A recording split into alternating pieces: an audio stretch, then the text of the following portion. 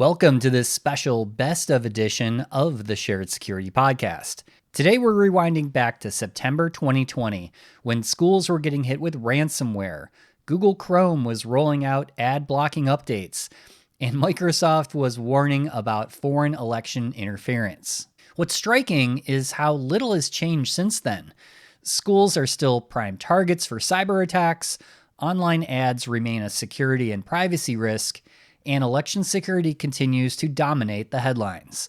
It's a reminder that in cybersecurity and privacy, the challenges we talked about 5 years ago are the same ones we're still facing today. It's almost like history repeats itself. So, without further ado, here's the episode. School has started back up in the US, and if a hybrid or mostly remote learning school environment wasn't challenging enough, there has also been a large increase in denial of service and ransomware attacks on schools just in the last week alone. 2 school districts, Hartford, Connecticut, and Toledo, Ohio, were forced to shut down or postpone classes on the first day due to a ransomware or other attack. These attacks can also have pretty serious consequences. For example, the attack on the Hartford School District took out all systems that communicate transportation routes for the buses that transport students to the school, and the recent Miami-Dade incident shut down the entire remote learning platform for over 200,000 students and teachers. Ransomware attacks in general have been on the rise even before the COVID-19 pandemic started months ago. But were all these recent attacks conducted by highly skilled overseas hackers? Possibly not, as we saw in the recent shutdown of the Miami-Dade School District, where a 16-year-old student was arrested for launching a distributed denial of service attack on his own school. The bottom line is that DDoS tools and techniques are easily available and accessible even for low-skilled attackers,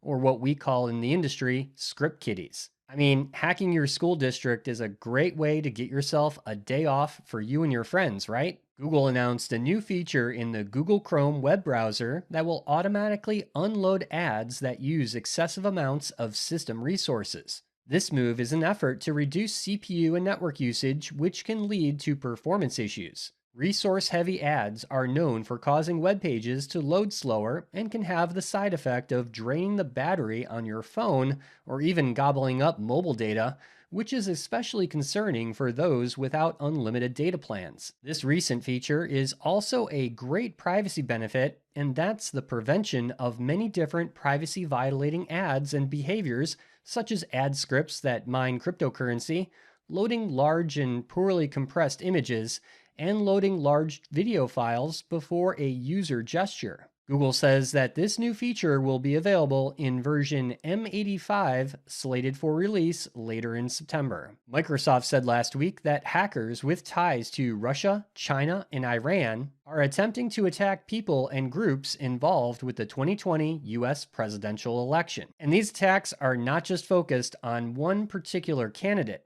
Both Trump and Biden campaigns have not only had the 2 candidates targeted, but also campaign staffers and those that consult on key issues. In the report, 3 specific hacking groups were mentioned. Stronium, or also known as Fancy Bear, which operates from Russia, has attacked more than 200 organizations, including political campaigns, advocacy groups, parties, and political consultants. Zirconium, operating from China, has attacked high-profile individuals associated with the election, including people associated with the Joe Biden for President campaign and prominent leaders in the international affairs community. And lastly, Phosphorus, operating from Iran, has continued to attack the personal accounts of people associated with the Trump for President campaign.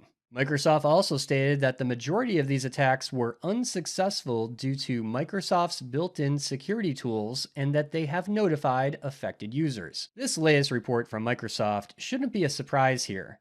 As we saw in 2016, Russia attempted to influence the US election, and despite what some politicians may say about that situation, election interference is truly a bipartisan issue, with both Republicans and Democrats at risk. Thank you for watching or listening to this episode. Be sure to subscribe wherever you like to get your podcasts. Visit sharedsecurity.net for merch, previous episodes, and more. If you'd like to help support the podcast, join our Patreon to get ad-free episodes and many more exclusive supporter-only benefits. Visit sharedsecurity.net/supporter for more details.